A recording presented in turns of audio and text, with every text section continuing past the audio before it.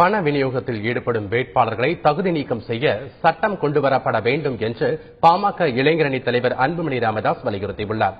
தந்தி டிவியின் கேள்விக்கென பதில் நிகழ்ச்சியில் தலைமை செய்தியாசிரியர் ரங்கராஜ் பாண்டே எழுப்பிய கேள்விக்கு பதிலளித்த அவர் இவ்வாறு கூறியுள்ளார். அரவக்குறிச்சியிலும் தஞ்சாவூர்லயும் அதிகமான பணப்புழக்கம் இருந்தா சொல்லி தேர்தல் ஒத்தி வச்சிருக்காங்க. இது என்னைக்கு நடக்க போகுதுங்கிற ஒரு கேள்வியா இருக்குது. இப்ப திருப்பரங்குன்றத்துக்கும் சேர்ந்து இப்ப பை எலெக்ஷன் நடத்த நிலைமை இருக்கு. சோ இந்த மூணுக்குமே ஒரே கட்டத்தில் தேர்தல் நடத்தணும்னு நினைக்கிறீங்களா? இந்த மூன்றுக்கும் ஒரு பொது வேட்பாளர் நடத்தணும்னு நினைக்கிறீங்களா? இந்த ரெண்டு தேர்தலை தள்ளி வச்சது தவறான முடிவு சரியான முடிவுன்னு பாக்குறீங்களா? அரவக்குறிச்சியில தேர்தல் ஆணையம் தள்ளி வச்சிருக்காங்க. காரணம் சொல்லியிருக்காங்க என்னன்னா, வேட்பாளர் வீட்டில் 1,30,00,000 ரூபாய் பணம் நாங்கள் பிடிச்சிருக்கிறோம். அது எங்க டிஸ்ட்ரிபியூட் பண்ண போறாங்க அந்த லிஸ்ட் நாங்கள் பிடிச்சிருக்கிறோம். வேட்பாளர் வீட்டில் ஒரு நியாயமா தேர்தல் எப்படி நடக்கணும்னா அந்த வேட்பாளர் டிஸ்குவாலிஃபை பண்ணணும்.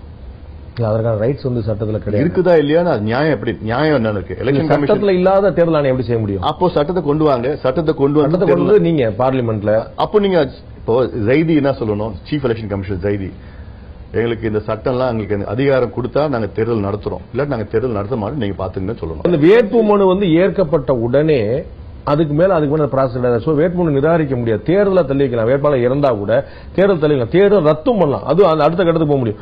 இந்த வேட்பாளர் மட்டும் டிஸ்குவாலிஃபை பண்ண அது நீதிமன்றம் முடியும். என்ன ஒரு சார்ஜ் இதுல ரெண்டு வேட்பாளரும் பணம் கொடுத்திருக்காங்க. ரெண்டு வேட்பாளரும் பணம் பிடிச்சிருக்காங்க. 4,30,00,000 ரூபாய். இது ஒரு அலிகேஷன், ஒரு சார்ஜ்.